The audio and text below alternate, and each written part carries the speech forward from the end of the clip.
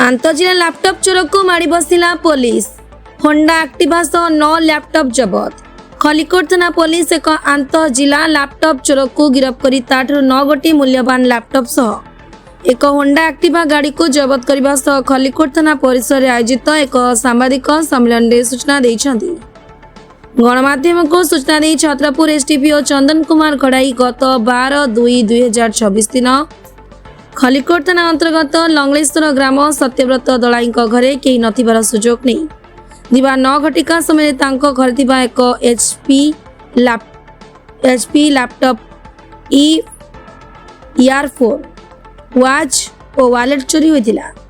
एने एक एतना भेजीपुट फांडी रे दाखल करिया परे पुलिस 11/12/2024 अनुसार एक मामला रुजु करी एसडीपीओ चंदन घड़ाई तत्वावधान में थाना अधिकारी रमेश कुमार प्रधान, भेजीपुट फांडी अधिकारी देवाशीष मिश्र, एसआई अभिमन्यु पांडे, कनेस्टेबल धर्मेंद्र रेड्डी को एक टीम गठन करी विभिन्न स्थान उपरे चढ़ाऊ करी सीसीटीवी और हिंदुस्तान इंटेलिजेंसी और टेक्निकल इंटेलिजेंसी को व्यवहार करी संदिग्ध अपराधी को ठाब करने प्रयास करने पर कवि सूर्यनगर थाना अंतर्गत घोड़ा पलाण ग्रामर मेघनाथ दास और आलोक साहू एक चोरा होंडा एक्टिवा गाड़ी व्यवहार करी गंजाम, खोर्धा, नयागढ़, कटक, ढेंकानाल प्रभृति जिला मानकरे घरे पशि लैपटॉप गुड़ी को चोरी करी बाजार रे बिकुथिले। पुलिस कौनसी सूत्रु खबर पाई कवि सूर्यनगर थाना घोड़ा पोलाण ग्राम में चढ़ऊ करी मेघनाथ दास को माड़ी बसवा सह ताठू होंडा एक्टिवा गाड़ी समेत एप्पल, HP मोटरोला, लेनोभा भली 9 गोटी मूल्यवान लैपटॉप और टैब को जबत करने सह मेघनाथ दास को गिरफ्त करथिबा बेले आलोक साहू फेरार हो जाइतिबा पुलिस सूत्रु जना पड़छि। जबत होइतिबा गाड़ी को तार मालिक दीपिका राय नामक जड़े महिला को थाना अधिकारी श्री प्रधान चाबी प्रदान करती और लंगलेश्वर ग्राम अभियोग करी सत्यव्रत दलई भाई प्रियव्रत दलई को गोटे लैपटॉप प्रदान करते। आमर गत 12/2/2026 रे खलिकोट थाना सत्यव्रत दलई रिपोर्ट उपरे गोटे केस होता। केस नंबर 111/2026 से 12 तारीख दिन सका 9टा बेले से कौन सी काम कि जड़ी खाया से घर मार्केट को आते से अल्प समय भितर दु जन दुर्बृत्त गोटे स्कूटी धरिकी जड़े घर भर पशिला जो लैपटॉप टैब घंटा जी इलेक्ट्रोनिक जिनस थिला से रूम रे सबू धरिकी ट्विंकल ऑफ फायर से फेरार होता।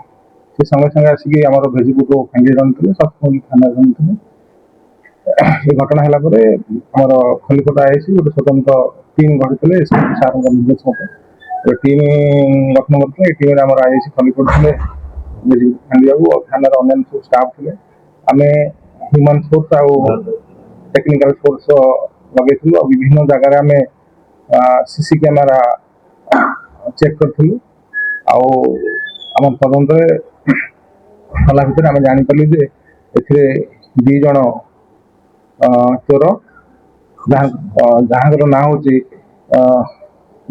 मेघनाथ दास जहाँ घर हूँ कविश्वर नगर आउ जनकर ना हूँ आलोक साहू सी गोटे आम स्कूटी जोटा कि आम सिमिलीगुड़ा थाना टीवीएस स्कूटी जुपिटर स्कूटी से सिमिलीगुड़ा थाना चोरी कर स्कूटी साहाय्य से एठी चोरी करते जो आम आलोक मेघनाथ दास को धरला पर सी पुणी कहला सी आहरी गोटे ढेंकानाल टाउन थाना ये जो स्कूटीटा आप पाखे अच्छी से भी सी चोरी करते से बाबद ढेंकानाल टाउन थाना केस आम मेघनाथ दास को धरला पर आम इंटरोगेशन कलाठू आम 9टी लैपटॉप जबत करूँ गोटे टैब जबत करूँ गोटे स्कूटी जबत करूँ आज आम फरार ना ये तो गोटे आलोक दास बोली आलोक साहू बोली गोटे पिला अच्छी आम नजर रखू अति शीघ्र धरबू सर केवल लैपटॉप ना आउ किसी चोरी सामग्री ना खाली जो चोर रही सी खाली जो लैपटॉप नहीं मुख्य माने चोर से कौन करते गोटे एरिया से स्कूटी कि मोटरसाइकिल चोरी करके जो लैपटॉप मोटरसाइकिल इनको चोरी करते टंका सुना बोली टंका सुना सेमती किसी ना गोटे वालेट जाइए ଅଳ୍ପ ଟଙ୍କା ଥିଲା। ଲାପଟପ୍ ସେମାନେ କାହିଁ ମାନେ ଲାପଟପ୍ ଯେହେତୁ ମାନେ ଏଇଟା ଗୋଟେ ଇଲେକ୍ଟ୍ରୋନିକ ଜିନିଷ, ଆଉ ନେଲେ ସହଜରେ ବିକିଲେ ମାର୍କେଟରେ ଭଲ ପଇସା ହୁଏ, ସେଥିପାଇଁ ସେମାନେ ଗୋଟେ ଟାର୍ଗେଟ କରୁଛନ୍ତି। ସେମାନଙ୍କ ନାଁରେ ଆମର ଆମେ ଭେରିଫାଇ କରୁ, ତାଙ୍କ ସିଏ ଭେରିଫିକେସନ ଚାଲିଛି। ଆମେ ବର୍ତ୍ତମାନ ସୁଦ୍ଧା ଆମର ଢେଙ୍କାନାଳ ଥାନାରେ ସେମାନଙ୍କ ନାଁରେ ଗୋଟେ କେସ୍ ହେଇଛି, ଆଉ ସିମିଳିଗୁଡାରେ କେସ୍ ହେଇଛି। ଆଉ ଲାପଟପ୍ ନେଇକି ଏମାନେ ବିକି ଦିଅନ୍ତି, ପିଲାମାନଙ୍କୁ ବିକି ଦିଅନ୍ତି। ଜଣେ ନା ଦି ଜଣ? ଏଠାରେ 2 ଜଣ ସମ୍ପୂର୍ଣ୍ଣ ଅଛନ୍ତି, ଆମେ ଜଣଙ୍କୁ ଅଟକ ରଖି ଗିରଫ କରିଛୁ। ସେମାନେ ଯେହେତୁ ଲାପଟପ୍ ଉପରେ ଫୋକସ କରନ୍ତି, ସେମାନେ କେମିତି ରେକି କରନ୍ତି ଯେ ଲାପଟପ୍ କୋଉଠି ଅଛି ଆମେ ଚୋରି କରିବୁ? ତଦନ୍ତରେ କିଛି ସାର୍ ସେମିତି କିଛି? ହଁ, ସେମାନେ ଆସିକି ସେ ଘର ଆସିକି ପ୍ରଥମ ରେକି କରନ୍ତି। ଯାହା ଘରେ ମାନେ ଦେଖିବେ ମାନେ ବୟସ୍କ ଲୋକ ଥିବେ, ଆଉ ପିଲାଟା ଚାକିରି କରିଥିବ କି ବାହାରୁ ଫେରିଥିବ, ତା ପାଖରେ ଏବେ ଜାଣୁଛନ୍ତି ଲାପଟପ୍ ଗୋଟେ ଆସେଟ୍ସ ହେଇଗଲାଣି, କମନ ଜିନିଷ ହେଇଗଲାଣି। ତେଣୁ ତାଙ୍କୁ ରେକି କରିକି ଆସିକି ଘରେ କେହି ନଥିଲା ବେଳେ ହଠାତ୍ ପଶି ସାଙ୍ଗେ ସାଙ୍ଗେ ଧରିକି ଯିବେ। ଆଉ ମୁଁ ଆପଣଙ୍କ ମିଡିଆ ମାଧ୍ୟମରେ ସମସ୍ତଙ୍କୁ କହୁଛି, ସର୍ବସାଧାରଣଙ୍କୁ, ଯାହାର ଲାପଟପ୍ ଚୋରି ହେଇଛି ସେମାନେ ଆସି ଖଲିକୋଟ ଥାନାରେ ଯୋଗାଯୋଗ କରି ସେମାନେ ତାଙ୍କର ଲାପଟପ୍ ସେ ଆଉ କଣ ସ୍ୱୀକାର କରିଛି କି ଆଉ କୋଉ ଥାନାର କୋଉ ଅଞ୍ଚଳ ସେ ଚୋରି କରିଛି?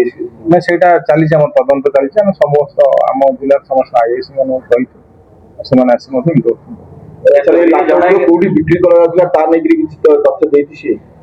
ଇଏ ନେଇକି ଗୋଟେ ଜାଗାରେ ରଖିଥିଲା, ବିକ୍ରି କରିନଥିଲା, ବିକ୍ରି କରିଥିଲା।